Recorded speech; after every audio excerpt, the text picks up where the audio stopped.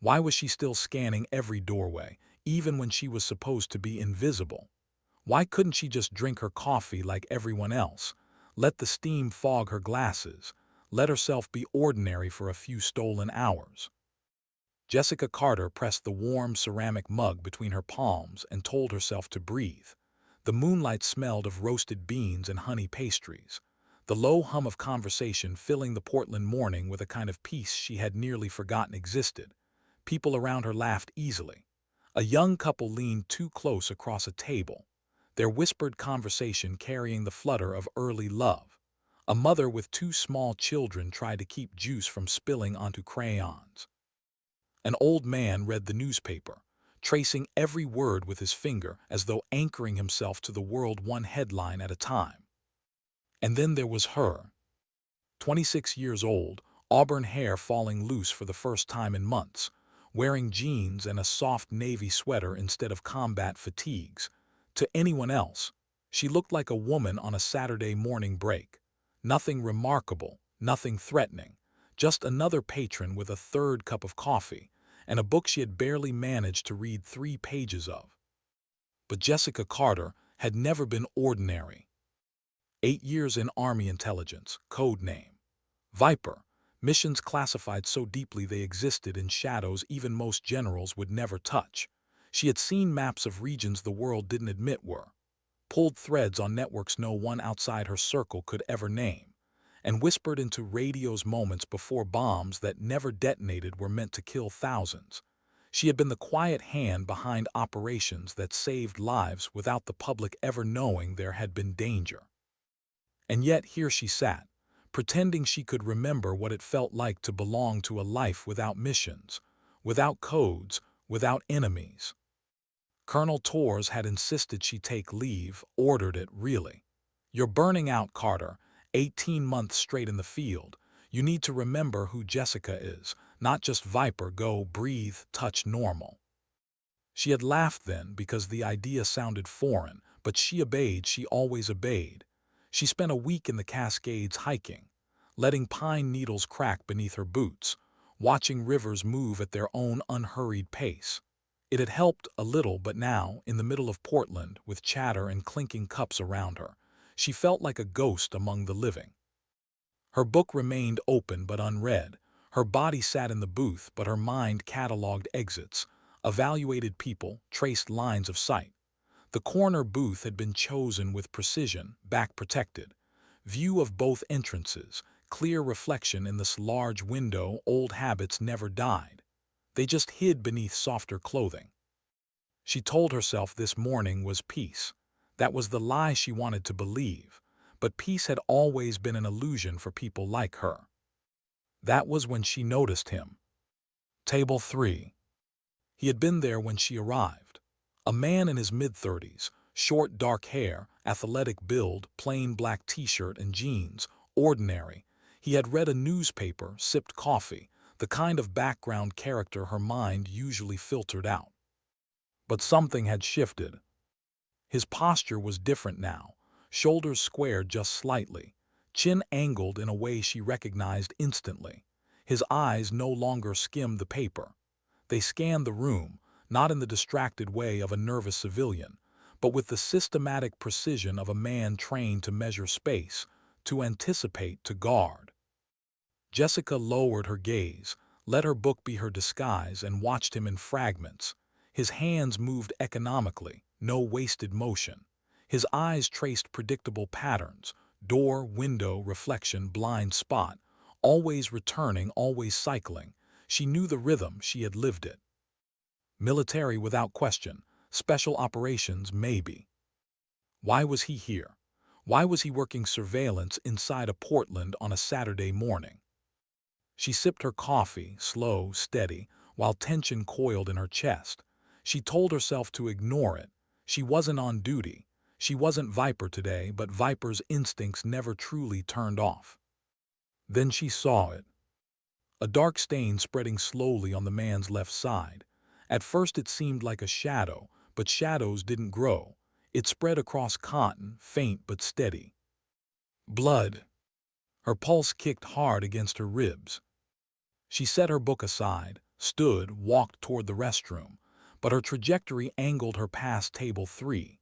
The closer she drew, the more details she picked out: pale skin, sweat glistening despite discomfort, shoulders that tried to stay squared but sagged under invisible weight.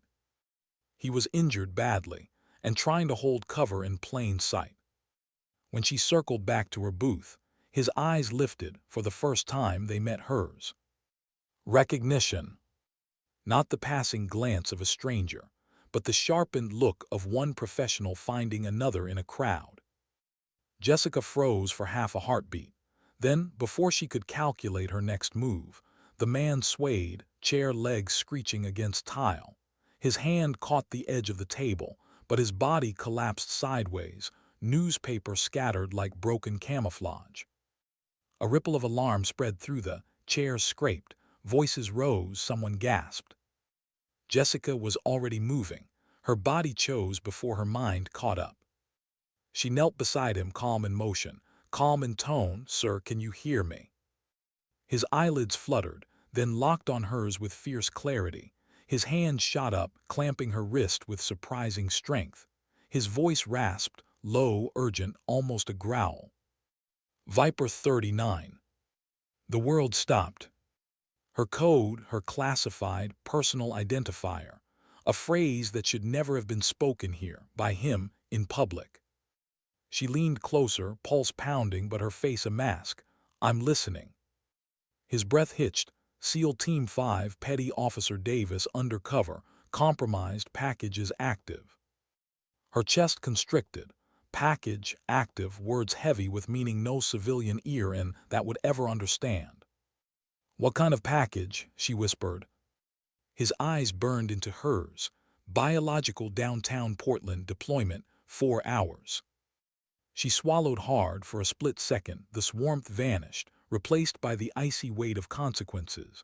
Biological, thousands at risk, hours away. "Back up," she asked. His face twisted, pain flashing across it. "Dead, all dead, only me." Her stomach clenched, the blurred at the edges. Civilians crowded closer, asking if they should call 911, panic threatened.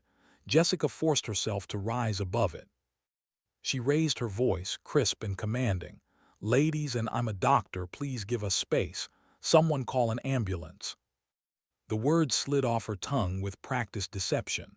A cover story to calm, to control, to buy her the second she needed. Then low enough for only him. "Details now." His hand trembled as he pulled a phone from his pocket. Plain smartphone, ordinary, except it wasn't. "Encrypted," he whispered. "Biometrics, everything's on here, photos, coordinates, handler profiles." Her eyes flicked to the spreading blood stain. He wouldn't survive long without help, and if he died before unlocking that phone, thousands might die with him. "Listen," she said, leaning close. "I'm Major Jessica Carter, Army Intelligence. I can stop this, but I need you to trust me. Unlock it now." His gaze narrowed, suspicion and desperation warring behind it. "Prove it." Every instinct screamed not to. Protocol forbade what she was about to say, but there was no time for protocol. Operation Thunder Strike, Syria, 2020. 5 assets extracted, 0 casualties, package secured. I was coordination officer.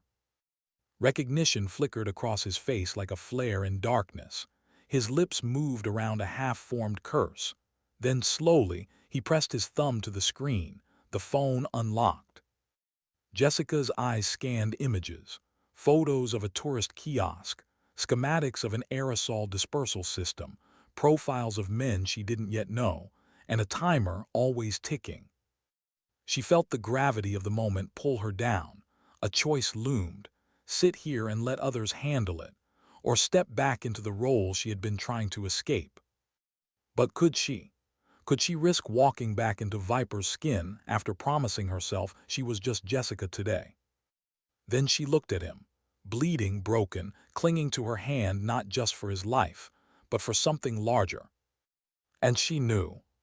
Sometimes peace was not hers to keep. The sirens wailed in the distance, closer now. Soon she'd lose him to EMTs, and with him, maybe the only thread connecting her to the truth. She leaned close, whispering fast, "How many hostiles?" "3," he gasped. "Petro weapons, 2 ex-military surveillance, 200 meters from target." Her heart thudded.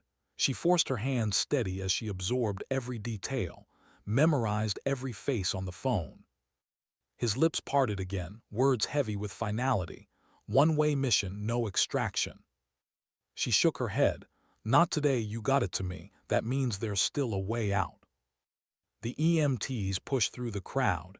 She had seconds left, seconds before Jessica Carter, the woman who wanted to sip coffee in peace, would be gone, before Viper took her place. And as she stood, sliding the phone into her sweater, her pulse steadied. The world outside believed this was an ordinary, that nothing extraordinary could happen here. But she knew better. The code at Table 3 had changed everything. And this morning, this ordinary Saturday morning, peace had ended. Why did it always come down to choices no one should have to make?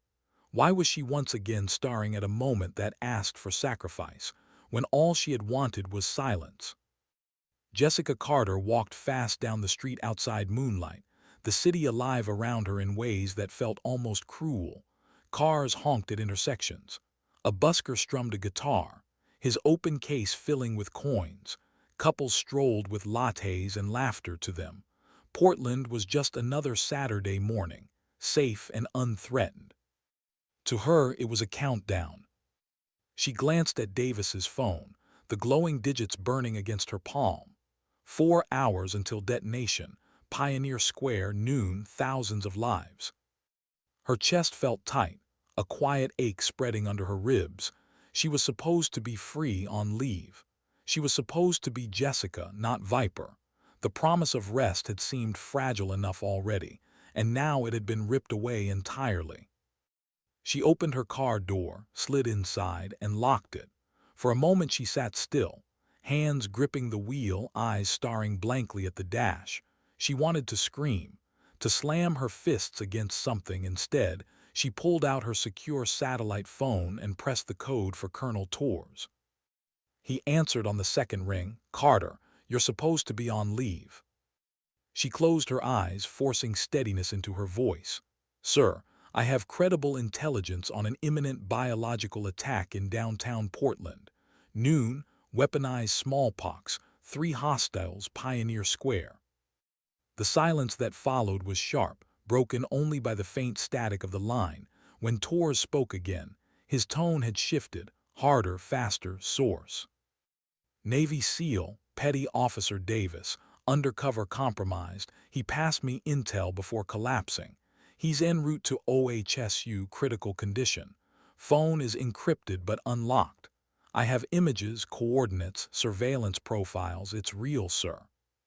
Torres muttered something under his breath, then spoke louder. "Jesus Christ, what do you need?"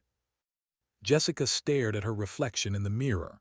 Her own eyes looked foreign, wider, sharper, like they belonged to the woman she thought she'd left behind. "Tactical support team.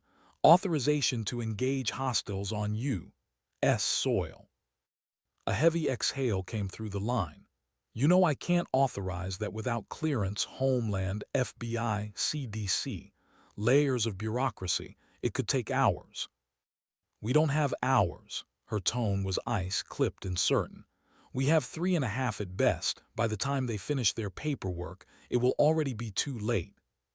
Torres didn't reply immediately. She could picture him in his office, jaw clenched, pen tapping against classified folders as calculations raced in his mind. She knew the math he was doing. 3 trained hostiles, a sophisticated device, a city center filled with civilians, and 1 woman standing in the gap. Finally he spoke. "What are you proposing?" She felt her pulse in her throat, steady but heavy. "I go in alone, neutralize threats, secure device, standard counterterrorism protocol, stripped down, quick and clean." "That's suicide." His voice cracked with frustration. "You're 1 person against 3, armed with a biological weapon. Even for you, Jessica, that's impossible." She let the silence hang just long enough for weight, Then she said it low, certain. "I'm not just one person, I'm Viper." The line went still. She could hear only her own breathing, the faint rush of traffic outside. She knew what her words meant. They weren't bravado, they weren't arrogance. They were a reminder. Tors had seen her work, seen her calculations save lives that should have been lost, he knew. "Jessica," his tone softened, heavy with the burden of command. "If you do this and it goes wrong, I can't back you, you'll be disavowed." "I understand. You'll be alone." "I've been alone before." He exhaled again, longer this time. She imagined his hand pressed against his forehead, eyes closed, wrestling between regulations and humanity. When he finally spoke, the resignation in his voice told her he had chosen. "You have authorization to proceed. I'll coordinate with local law enforcement, set on standby, but Carter, if this spirals, evacuation protocol kicks in, understand?" "Yes, sir." "And Jessica," his voice dipped lower, almost personal, "come back." The line clicked dead. She sat for a moment, phone limp in her lap, the words echoing in her ears, "come back," as if it were a choice, as if coming back had ever been simple. Her fingers moved over Davis's phone, swiping through photos. The device looked harmless from the outside. Just a tourist information kiosk, flyers, maps, bright digital screens flashing concerts and food festivals. But inside it was death disguised as familiarity. An agricultural sprayer converted into a dispersal system, sealed with steel canisters, modified with precision. Once triggered, the cloud would spread faster than panic itself. She memorized every detail, every angle, every weak point. Then came the faces, 3 men, hard eyes, harder histories. Victor Petro, weapons engineer, scars carved across his jawline. Al, Syrian Special Forces, once loyal to no one but violence. Former, a predator in human skin. All veterans of wars fought in shadows. All prepared to die for a cause she would likely never understand. Jessica leaned back, her chest tight. She was staring at predators, but the question gnawed at her. What did that make her? Her reflection in the windshield gave her no answer. She turned the ignition and drove, her mind already shifting gears from civilian pretense to operational precision. Every mile closer to Pioneer Square was a mile deeper into the version of herself she had tried so hard to bury. She remembered the cabin and the Cascades, the smell of pine, the stillness of rivers, the memory of her father teaching her how to skip stones when she was 12. For a brief week, she had believed maybe she could belong there again, maybe the uniform didn't define her. But now she was speeding toward the center of Portland with a phone full of death in her pocket, and she felt it, the old rhythm returning. Her breathing slowed, her heart steadied. She became efficient again, ruthless in thought. Viper lived where Jessica hesitated, and hesitation had no place where thousands of lives waited unknowingly on the edge of extinction. She parked 6 blocks from Pioneer Square, blending into the flow of tourists. Every step she took drew her closer to the target, but also deeper into conflict. She didn't want this. That was the truth clawing inside her. She wanted mornings in with books she actually read. She wanted to laugh at things that didn't involve classified codes. She wanted to feel small and ordinary again. But some people weren't meant for ordinary. She whispered it under her breath, almost like a prayer she hated herself for needing. "Your Viper, act like it." The square loomed ahead, alive with color and sound. Vendors setting up stalls, street performers tuning guitars, families taking pictures in front of the fountain. To them, Pioneer Square was the heart of a city. To her, it was a kill zone waiting to be claimed. She pulled her sweater, eyes flicking across every angle, every perch, every line of sight, somewhere within 200 meters. 3 men were watching, waiting, and inside that bright kiosk near the entrance, death ticked down by the second. Her jaw tightened, her chest ached, but her feet kept moving. Because sometimes choices weren't choices at all. Why did Pioneer Square feel louder than usual? Why did every laugh, every shout, every passing voice sound like it echoed against her ribs. Jessica Carter tightened her grip on the paper coffee cup she had bought from a vendor, its warmth anchoring her while her eyes scanned the open plaza. She blended into the weekend crowd, just another young woman standing at a small table, sipping her drink and checking the square to everyone else. She looked casual to herself. Every detail screamed of danger. The kiosk was exactly where Davis's intel had placed it. Bright, inviting, innocent flyers for concerts, maps of Portland's attractions, digital panels flashing upcoming events. Families approached it without suspicion, kids tugging their parents toward the colorful brochures. But Jessica saw the faint modifications, the subtle panel lines where there shouldn't be any, the unnatural bulk hidden behind the wooden frame, a device designed to look ordinary, hiding a weapon meant to erase life by the thousands. Her chest rose slowly, evenly. She forced calm into her body, but her eyes kept working, observing, measuring, searching. Somewhere within 200 meters, 3 men were waiting, watching, and she had to find them before they found her. She shifted her stance, careful not to look too fixed in one direction. A civilian moving with purpose was invisible. A civilian starring too hard became a question mark, and questions were dangerous. Her gaze brushed the food carts first, crowded, noisy, easy camouflage. She spotted him almost instantly. Broad frame, shaved head, posture too disciplined to be mistaken for a vendor or customer. He stood at a cart pretending to wait for food, but his body faced the kiosk. Not the crowd, not the menu, the kiosk. Jessica sipped her coffee, eyes down, but her pulse ticked harder. One confirmed. She needed more. Her attention rose to the parking structure overlooking the square. Its concrete levels provided clear lines of sight, the kind a sniper or Overwatch operative would choose.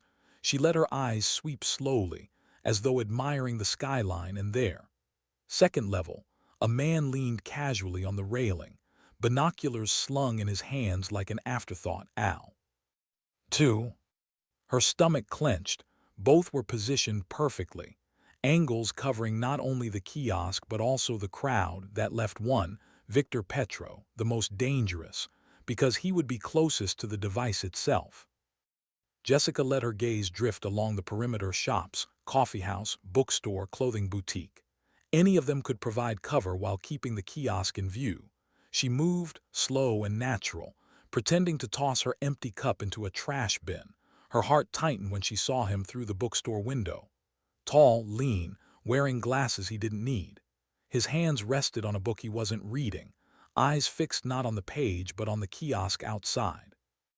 Victor Petro, weapon engineer, team leader, the one who could trigger it all with a single command. Jessica exhaled quietly, her lips barely moving. 3 confirmed, all positioned. The square was a stage, and death waited behind its curtain. But knowledge was not enough. Action had to follow. She stepped back into the crowd, her mind racing. Neutralize one. The other's trigger. Hesitate. The clock runs out. She needed simultaneity, precision, stealth. And yet beneath the tactical calculations, something heavier pressed into her chest. Fear. Not the kind of fear that made hands shake. She had been trained past that long ago. This was quieter, more corrosive. The fear of failing when failure wasn't an option.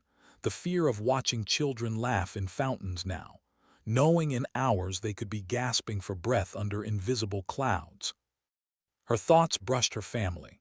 Her mother, who still believed Jessica worked behind a desk. Her father, long gone, who had once told her courage wasn't about running toward bullets, but about standing firm when no one saw you. They would never know what she was about to do here if she succeeded. They'd never learn how close Portland had come to being erased. If she failed, they might never know why she didn't come home. She swallowed hard, the weight of invisibility pressed down. Heroes the world never met, lives saved in silence, sacrifice unacknowledged. She whispered it under her breath, the words steady despite the tremor inside her. Do the job, nothing else matters. Her eyes returned to First. He shifted his stance, pretended to check his phone, But his eyes never left the kiosk. His movements were precise but predictable. She could take him if she got close enough, quick, clean, no noise. But how to reach Alan the garage before Petro reacted? How to get inside the bookstore without giving herself away? Every solution seemed impossible. She exhaled slowly, and in the space of that breath, a memory surfaced. A mission in Ankara 3 years ago. Surveillance team, multiple angles, simultaneous takedowns required. She had learned then the value of timing, of patience, of striking when movement disguised intent. She scanned again, slower. The crowd itself could be her ally. Vendors shifting carts, performers drawing attention, tourists clustering for photos. Movement could hide her steps. Noise could cover her strikes. If she became part of the current, the predators might never sense the ripple until it was too late. But the risk. Her eyes drifted back to the kiosk, to the families passing within feet of the disguised weapon, to a child tugging her father's hand toward the colorful brochures, blissfully unaware that death sat waiting behind them. Her jaw tightened. There was no time for safer options. She slid her phone into her pocket, adjusted her sweater and walked, calm, casual, just another face among many. But inside, every step thundered with a truth she could no longer deny. She was alone. And yet maybe that was always the point. Some missions were never meant for teams. Some were given to the one person willing to bear them in silence. Her hands curled slightly, readying for what came next. She blended deeper into the crowd, eyes locked on. Somewhere above her, Al adjusted his binoculars. Somewhere across the square, Petro turned a page in his unread book. And Jessica Carter, the woman who had wanted nothing more than coffee and peace, moved like a shadow into the current of a city that had no idea how close it stood to tragedy. Because sometimes, the line between ordinary and catastrophe was not a line at all. It was a woman, walking, deciding, preparing. And time kept ticking. How close could she get before he noticed? How long could she pretend to be just another customer before the illusion snapped? Jessica Carter kept her movements calm as she drifted toward the food carts, stood just ahead, pretending to wait for an order he would never eat. His posture was perfect camouflage to the untrained eye, but not to hers.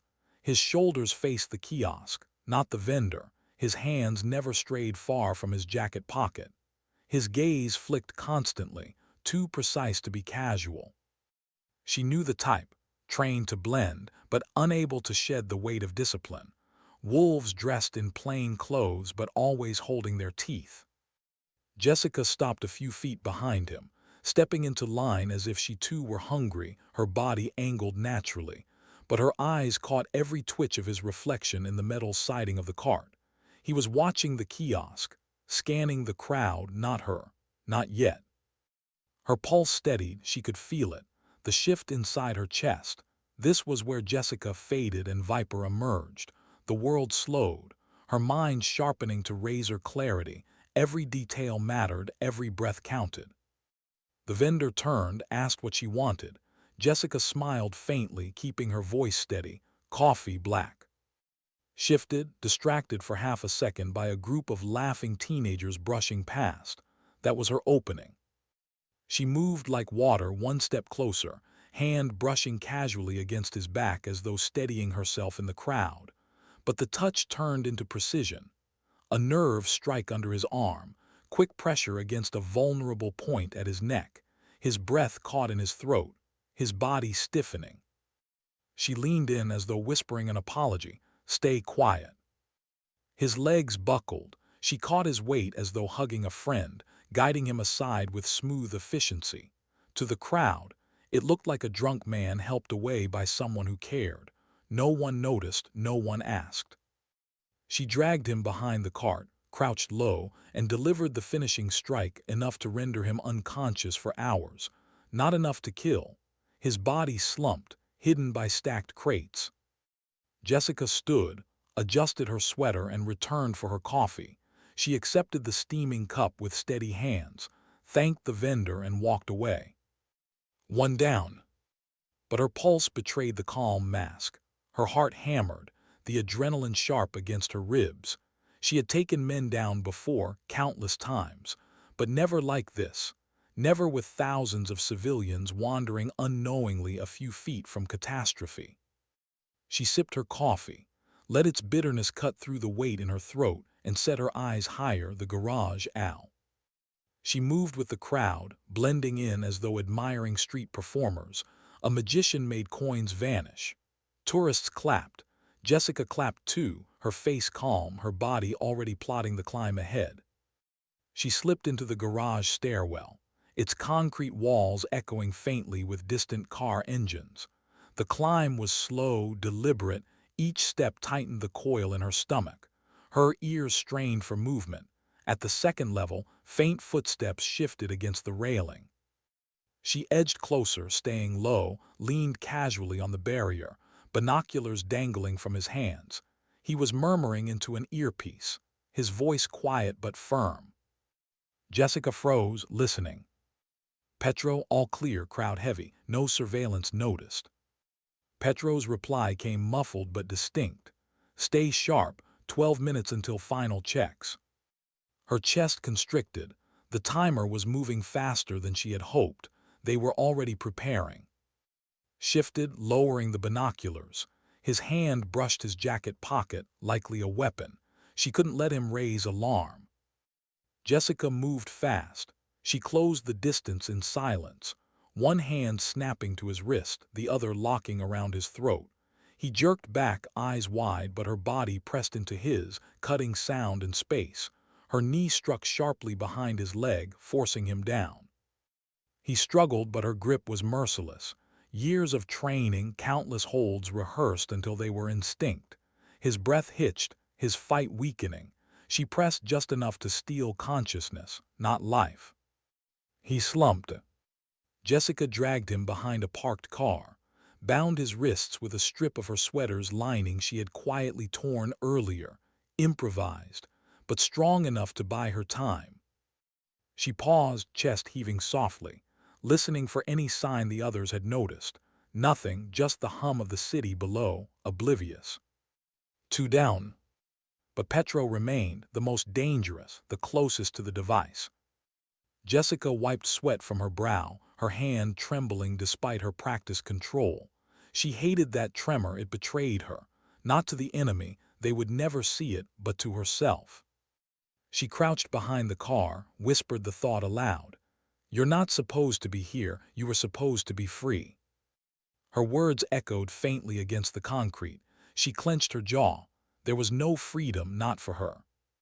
She stood and moved back down the stairwell, each step heavier than the last.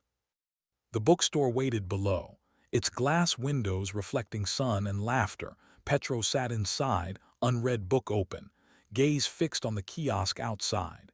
His fingers drummed lightly against the page, steady, controlled. Jessica slowed her pace. Entering meant risk, too close, too exposed, but she had no choice. She pushed open the door, the soft bell chiming above her, the smell of paper and ink wrapped around her. Civilians wandered the aisles, flipping through novels, whispering softly. She blended among them, choosing a shelf near Petro's line of sight. Her hand brushed over spines she didn't read. Her eyes flicked sideways. Petro's reflection glinted faintly in the shop's glass panel. He hadn't moved. Her throat tightened. How to take him without a sound, without giving him the chance to trigger the dispersal. She slid a book from the shelf, opened it, pretended to read. Each second dragged, stretching the coil inside her chest. She needed the perfect moment. A child giggled in the aisle behind her, running toward his mother. Petro's eyes shifted, just for an instant, toward the sound. Jessica moved. She stepped forward, the book still in her hand. In one motion she dropped it, seized his wrist, and drove her elbow into his temple. His head cracked against the shelf. His body jerked, but she twisted sharply, pressing him into silence. Her arm locked around his throat, pressure precise, cutting breath without crushing. His body thrashed once, twice, then sagged. Jessica held the grip for 3 long beats, ensuring unconsciousness. Then she eased him down, hiding him between tall stacks to anyone else. He looked like a man who had fainted from exhaustion. Her chest heaved, her pulse thundered. 3 down. She pressed her palms against her knees, fighting to steady her breath around her. Civilians kept browsing, oblivious to the war that had just ended in whispers among them. She glanced out the window. The kiosk stood untouched, tourists still plucking maps, children still tugging hands, laughter still echoing. But her gaze snapped to the small LED display. She glimpsed through Davis's photos, the timer hidden in the panel. 38 minutes remained. Her stomach turned. Neutralizing the men was only half the battle. The device was still alive, still ticking. She stood, straightening her sweater, slipping into the crowd as though nothing had happened outside. The sun was brighter, almost cruel in its warmth. Jessica walked toward the kiosk, her mind already dissecting wires, circuits, and fail-safes she had never been trained for. Her specialty was people, not machines, but she had no choice. Every second was now a countdown, and she was the only one left to stop it. How do you dismantle something you barely understand? How do you touch death without letting it touch you? Jessica Carter stood before the kiosk, its bright colors mocking her with their ordinariness.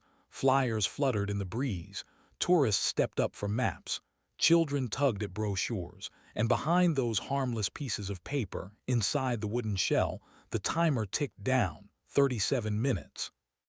She forced herself to breathe evenly, to keep her posture casual, to blend with the crowd, to anyone passing by. She was just another visitor scanning the map of Portland attractions. No one knew that the weight of an entire city sat in her hands. Her pulse drummed against her temples. She wasn't an EOD tech. She was intelligence. Her work was people, decisions, patterns, machines like this. They weren't her battlefield, but right now, she was the only one standing between the weapon and the lives swirling around her in ignorant peace. She slid her hand to the panel seam, careful, pretending to steady herself against the kiosk. Her fingertips brushed metal disguised as wood, too smooth, too deliberate, exactly as Davis's photos had shown. She waited for a lull, for the crowd to thin just slightly, then slipped her hand beneath the edge and pulled. The hidden panel gave way with a soft click. Inside, the truth stared back at her. A tangle of wires, steel canisters, a dispersal fan built with cold precision. The timer glowed faintly, digits pulsing down with merciless indifference, 36 minutes. Her breath caught. Even seeing it in real life was different than the photos, more brutal, more fragile. A weapon disguised as a tourist guide, ready to breathe smallpox into the air with a single trigger.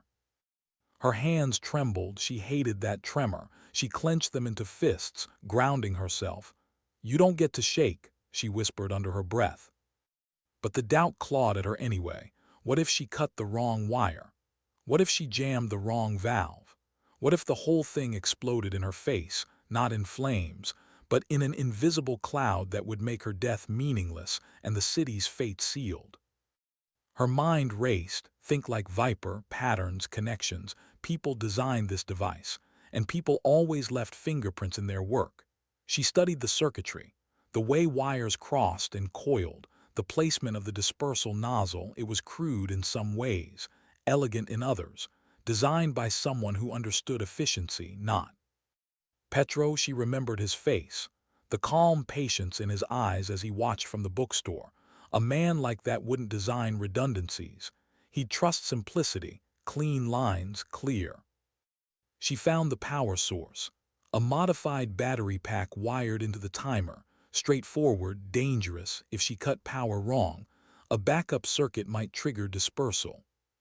Her jaw clenched. She could almost hear Tor's voice in her head. Wait for the team, don't take chances. But wasn't here, and waiting wasn't an option. She slid her phone from her pocket, snapping quick photos, just in case she failed, just in case someone else had to finish what she started. 34 minutes. Her hand hovered over the first wire, red, blue, black, Her training screamed not to guess. Her instincts whispered she had no choice. She closed her eyes for half a second, inhaled the damp Portland air, then exhaled through clenched teeth. Do the job, nothing else matters. Her fingers moved. She tugged gently on the black wire, tracing it back to the dispersal fan. The line was direct. No branching, no decoys. It fed power to the motor. If she severed it cleanly, the fan wouldn't turn, but if there was a backup, if Petro had been more careful than she thought. She cut. The fan whirred for a heartbeat, then went dead silence. Jessica froze, listening for an alarm, for a hiss, for the sound of her mistake. Nothing. The timer kept ticking. Her shoulders loosened slightly, but the relief was fleeting. One step, not victory. She studied the trigger mechanism, a simple remote receiver, wired into the timer for redundancy, two methods of activation. Remote or countdown, fail-proof almost. Her pulse throbbed. She needed to dismantle both. She reached for the trigger circuit, her fingers brushing against the solder joints. Crude work. Petro had been in a hurry. She slipped a hairpin from her pocket, improvised tools, the kind of thing she'd relied on in the field more times than she could count. She jammed it into the joint, twisting, forcing the brittle metal to crack. Sparks flickered. She winced, pulling back fast, her heart slamming into her throat, but the joint broke, wires splitting loose. The remote receiver's light went dark. 31 minutes. She exhaled sharply, 2 systems down, 1 remained, the timer itself. Her hands hovered over it. That was the heart of it, the piece she feared most. One wrong move and the countdown could accelerate. One wrong cut and aerosol would fill the air. Her throat ached, dry and tight. She remembered the cabin again. The river, the smell of pine. She remembered laughter that hadn't felt heavy. She remembered wanting, desperately, to believe she could be human again.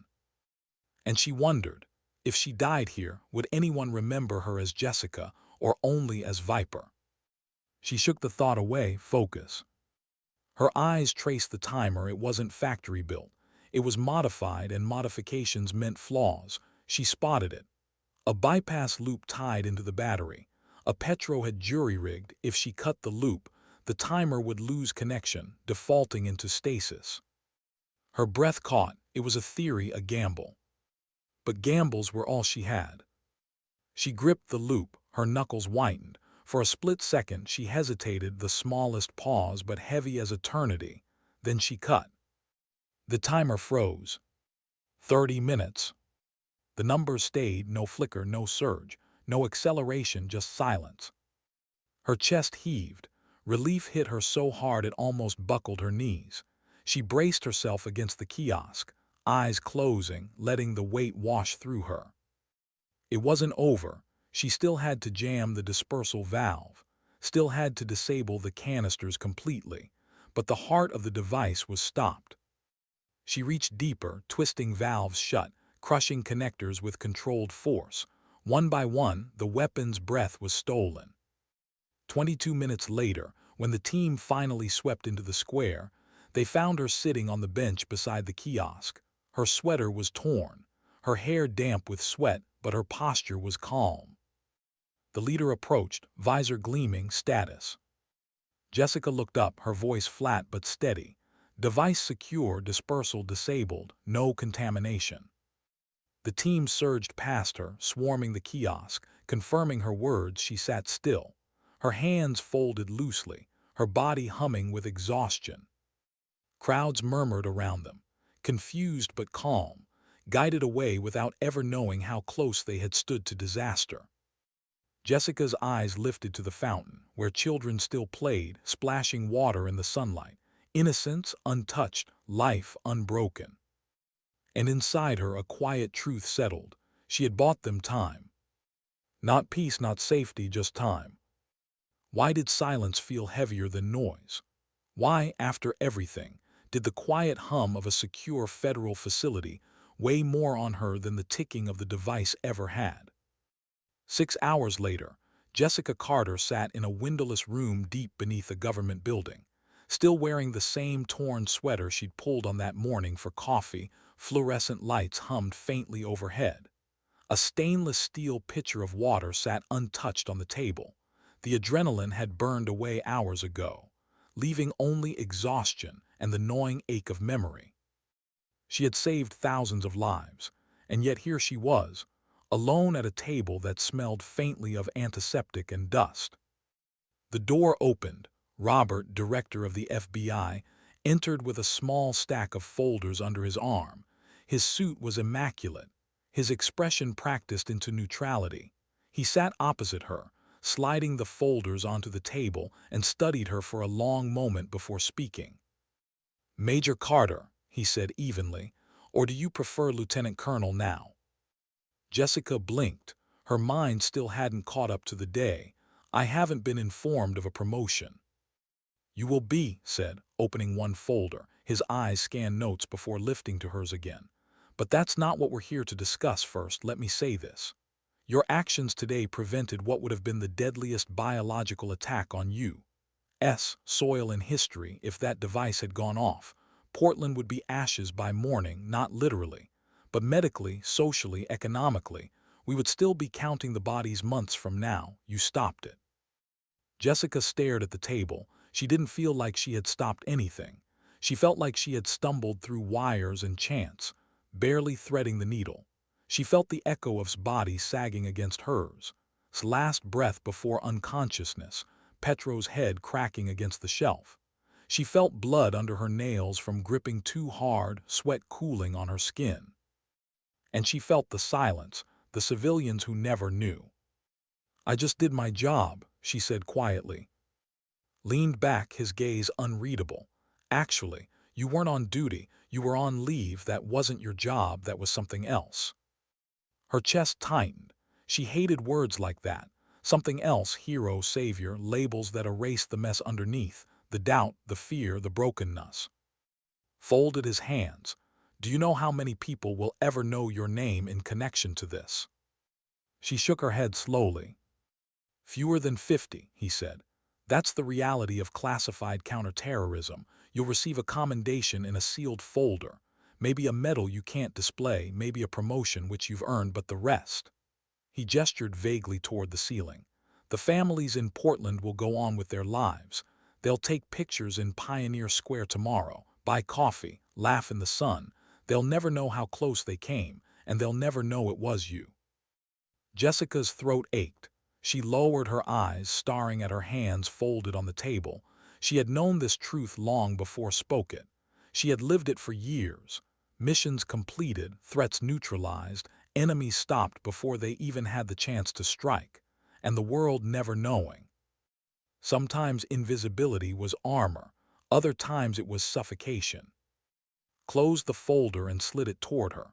"You'll sign these later. For now, you should rest." He stood, adjusting his suit jacket, but before he reached the door, he paused, turning back. His eyes softened, just barely. "You saved lives, Major, thousands, and you did it alone. Don't let the silence convince you that it wasn't real." Then he left. The door clicked shut. Jessica exhaled slowly, pressing her palms flat against the table. The silence closed in again, heavier than before. She thought of Davis, bleeding on the floor, his voice ragged as he whispered her code. She thought of the trust he had placed in her in that moment. A trust she had carried into the square without him. She wouldn't have known without her. The city wouldn't have survived. Two strangers intersecting in the span of minutes, and the world altered because of it. She wondered if he had survived the hospital. She hoped so. Her body slumped back in the chair, exhaustion dragging at her bones. She wanted sleep, real sleep, not the shallow rest of hotel rooms but the deep kind that came from safety, but safety was an illusion. She closed her eyes. Images of the day flickered behind her lids. The kiosk's panel sliding open, the timer's digits burning down, her hand hovering before cutting the loop. She relived it over and over, wondering if she had chosen right or just lucky. A soft knock broke her thoughts. The door opened, and Colonel Torres stepped inside. His uniform was sharp, But his face looked worn, his eyes shadowed. He didn't speak at first. He just looked at her, the weight of command heavy in his gaze. Finally, he sighed, "You're supposed to be on leave." Jessica gave a tired, humorless laugh. "Tell that to table 3. Torres shook his head, a faint smile ghosting across his lips before fatting. He sat across from her, leaning forward on his elbows. "You did what none of us could have done. You acted when there was no time to ask permission. You carried the weight alone, and you're alive." She raised her eyes to his, "For now." The words hung between them, bitter and true. Torres nodded slowly. "I can't pretend it's fair. I can't promise it will ever get easier. But I'll tell you this. Sometimes the world doesn't need a soldier on duty. Sometimes it needs the one who's off duty in the right place at the right time, willing to step forward when no one else can." Jessica's throat tightened. She wanted to argue, to push the weight away, but she couldn't because deep down she knew he was right. Torres stood. "Get some rest, Carter. That's an order. We'll talk about next steps later." She watched him leave, the door clicking shut again. Alone once more, Jessica leaned forward, pressing her hands to her face. Her chest trembled with a quiet ache, not quite tears but close. She had saved a city, but it didn't feel like triumph, it felt like survival. And she wondered, how many more times would she have to do this? How many times could she? Her mind returned to the warmth of coffee, the hum of conversation, the fleeting illusion of normalcy. She had wanted so desperately to be just Jessica, to let herself forget Viper existed. But the code had been spoken, the choice made, and now there was no going back. Sometimes, she thought, the world didn't let you choose who you were, it chose for you. And in that quiet room, beneath the weight of silence, Jessica Carter sat with the truth she couldn't escape. She had been off duty, but the world had never cared. How do you return to ordinary life after something like that? How do you sit in the sunlight, watch people laugh in Pioneer Square, and not hear the echo of what almost happened? 3 months had passed since the code at Table 3. On the surface, everything looked the same. Portland still buzzed on weekends. Families still bought maps from kiosks. Musicians still played under the fountain spray. The square had been scrubbed clean of secrets. The kiosk dismantled, its pieces buried in evidence storage where only classified folders could remember it. But Jessica Carter carried it with her everywhere. She sat now in an office in Arlington, Virginia, a new nameplate gleaming on her desk. Lieutenant Colonel Jessica Carter. The promotion had come swiftly, a ceremony that felt both surreal and hollow. No press, no cameras, just quiet handshakes and words spoken behind closed doors. Her new role: commander of a joint task force for domestic counterterrorism, a unit designed to do what she had been forced to do alone in Portland: respond fast, cut through bureaucracy, stop threats before they became tragedies. It should have felt like recognition. It should have felt like progress. But to Jessica, it felt like a weight pressed deeper into her shoulders, a reminder that because she had acted when no one else could, she would now be asked to carry even more. She tried not to think about it, but her office walls seemed to whisper reminders, framed commendations, a few photos from the field, plaques with mottos etched into them, yet her eyes always drifted to the smallest thing on her desk. A folded piece of paper, handwritten, the ink slightly smudged in places. The letter. She had received it 2 weeks after the mission, written on standard lined paper, the kind you could buy in any store. No official seal, no government header, just the messy handwriting of a man who had nearly died to get her the code. "Lieutenant Colonel Carter," it began, though at the time she had still been a major. "I don't know if you'll ever read this, but I needed you to know, thank you." She remembered the tightening in her chest as she unfolded the pages, her hands trembling just slightly. "Thank you for not hesitating, for proving that sometimes the right person in the right place can change everything. You saved thousands of lives that day, and you reminded me why we serve. I was supposed to die in that. That was the mission. Get the intel out, even if it cost me everything, but you gave me more than survival. You gave me the proof that people like us can still believe in each other." The words had blurred for a moment as her eyes burned. "I don't know what comes next for you, but for me, it's recovery, one day at a time. The doctors say I'll walk again without pain, though maybe not run like I used to. I can live with that, I'll live, period. And that's because of you. Stay strong, Carter. The world needs you more than it will ever admit." Signed, Petty Officer Davis. Jessica had folded the letter carefully, slipping it into a simple frame she now kept on her desk. She glanced at it often, not for pride, but for grounding, for proof that what happened that day hadn't been a fever dream. Because sometimes she still questioned it. At night, she dreamt of the timer. She saw the digits counting down, her hands hovering over wires. She dreamt of Petro's cold eyes behind fake glasses, of murmuring into his earpiece, of standing like a sentinel near the food cart. She relived every second, the weight of choices replayed like film reels she couldn't turn off. In the mornings, she wore her uniform, straightened her shoulders, and commanded a task force built on her own example. But in the quiet between meetings, she thought of the book she never read, of the cup of coffee that had been warm in her hands before the world shifted. She thought of Jessica, the woman who had wanted peace, and she wondered if that woman was gone forever. Her phone buzzed, pulling her from thought, a message from Tours. "Briefing at 1400, situation evolving, bring your team." She set the phone down, exhaling slowly. Another mission, another day. Her eyes returned to the letter. She read one line again.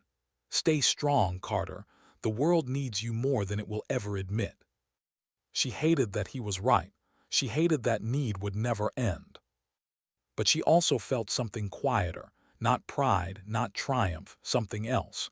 A reminder that even in the silence, even in the weight of invisible service, there were still people who knew, people who had seen, people who carried pieces of the burden alongside her. Her hand brushed the frame gently, almost like a prayer. Then she stood, adjusting her uniform, letting Viper slide fully into place once more. Because peace wasn't hers to keep, not yet. Why did some victories feel heavier than losses? Why, after saving thousands, did Jessica Carter feel the weight of every life she couldn't name pressing against her chest? Months had passed, but the memory of Portland never softened. She could walk through Pioneer Square now, incognito in plain clothes, and see nothing but laughter, color, music, families lined up at food carts. Couples leaned close over coffee. Children tossed coins into the fountain. Life bloomed, vibrant, unaware. And yet to her, every step echoed with the ghosts of what almost was. The kiosk was gone, dismantled piece by piece, reduced to a footnote in a classified archive. But Jessica didn't see the empty space. She saw the device as it had been. The canisters, the timer, the silent menace that could have erased all this. She saw the faces of the three men who had guarded it, their choices twisted by ideology or money, choices that had ended beneath her hands. She didn't regret stopping them, but she regretted that it had ever come to that. The city would never know. The tourists snapping photos had no idea how thin the line between safety and tragedy had been that morning. To them, Portland had never faltered, but Jessica knew, and she carried that knowing like a stone in her chest. Back in Arlington, her task force had grown under her command. She trained operatives, built protocols, created a system meant to prevent another Portland. They called her calm, decisive, relentless. Some even whispered the word legend. But Jessica never felt like a legend. She felt like a shadow, moving, necessary, but always unseen.